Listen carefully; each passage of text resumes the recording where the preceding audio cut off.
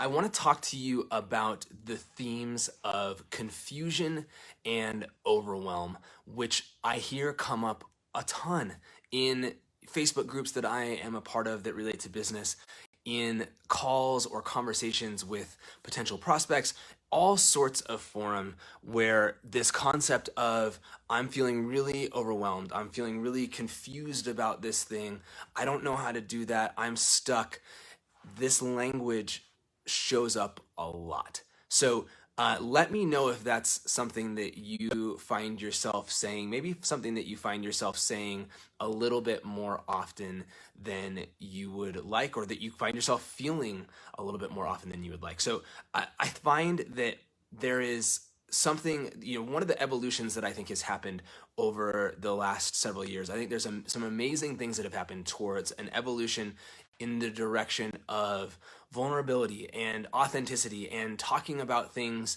that are challenging and that maybe aren't working. Hey, good morning, Jay Michael. Good to see you, man. So I love that. I think that's so important and so powerful, and I want to commend that. But I also see a trend inside of that I think that has maybe at the margin given more license and kind of normalize this pattern of talking about I'm confused, I'm overwhelmed, I am these feelings.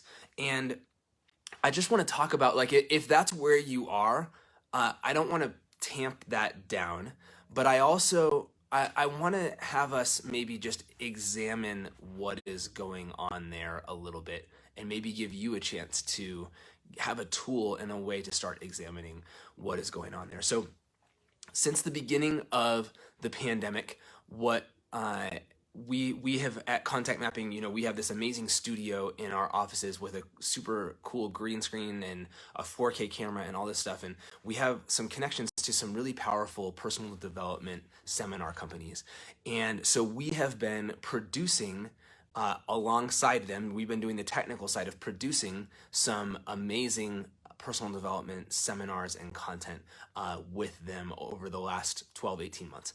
And I have so enjoyed that because I really believe in their mission, and I'm not allowed to talk about who they are publicly, but they're an incredible organization. But what I've loved even more is that I've gotten not only to get to sort of by osmosis take their sort of flagship personal development seminar over and over again, but even more, I have gotten a behind the scenes look at, how does an instructor who has seen thousands and thousands of people go through a process of deep transformation, how do they process what is showing up in front of them as someone is, going through whatever they're going through. And one of the things that comes up a lot in that world is, again, confusion. And what I love is they use this language of looking at somebody and saying, that person is not confused, they are going to confusion. So are you confused or are you going to confusion? And the distinction there is that going to confusion or going to overwhelm, if I'm overwhelmed or if I'm confused, then it's not my fault that I'm not taking action. I'm just confused. And if I wasn't confused, of course, I would be doing the things that I know I need to do in order to create a breakthrough for myself. Of course, I would be doing the things that I know I need to do to grow my business by keeping connected with a lot of people and developing authentic, powerful relationships. But I just can't figure out how to do this thing in the app. And my app's broken, it's not working.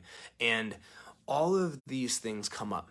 And it's not, I believe that it is not a function of the person who is saying that to me, or if you're saying that, you genuinely feel confused or overwhelmed in that moment. But what I want to challenge you to do is to get curious about what's going on there and to really dig into why did confusion or overwhelm show up in that moment? And is it possible that maybe without me even realizing, or maybe with me noticing it just on some, maybe I'm 10% aware of this and still 90% unaware, but is what's really going on that I got close to something that made me feel uncomfortable and my brain said, oh, we're going to throw the wrench in the works. We are going to stop this thing and we're going to take you to the place of confusion or overwhelm, because that's going to shut down the factory and we don't have to go there. Just get curious about that. And if that makes you mad, I guess sorry, not sorry, but like if it makes you mad, I want you to maybe get curious about that too, because I wonder what is going on there, and if that is something that might also be a defense mechanism. And that isn't to say that we don't get confused. That isn't to belittle how anybody feels. But I think sometimes the way we feel and what we believe about what is going on there versus what is actually going on there might be two different things.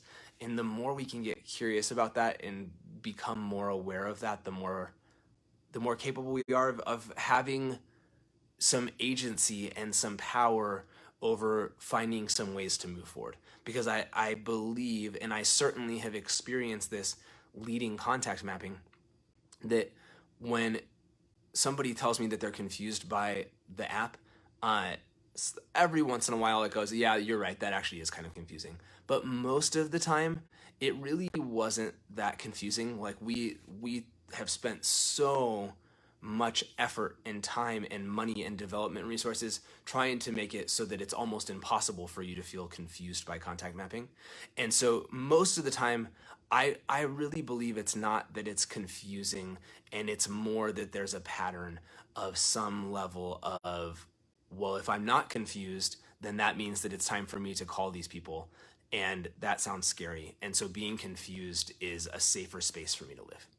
And so I want to challenge you to just take a look at that and where confusion and overwhelm are consistently showing up in your life, and to just ask yourself this question of, is it possible that part of what is going on here is not that it is inherently objectively confusing or overwhelming?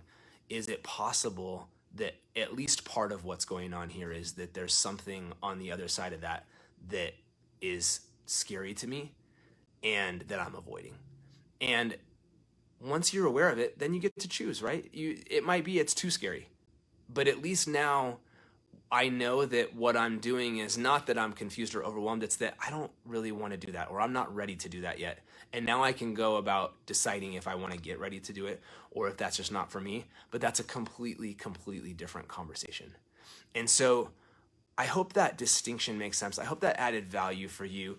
I hope that I shared it in a way that you can hear, that's not belittling you, that's not, I feel you. I do this sometimes. So I know exactly what this feels like, but I want to get better, and I'm committed to getting better. And I think that curiosity and that willingness to just entertain, could it be something else going on here, is really an important piece of that.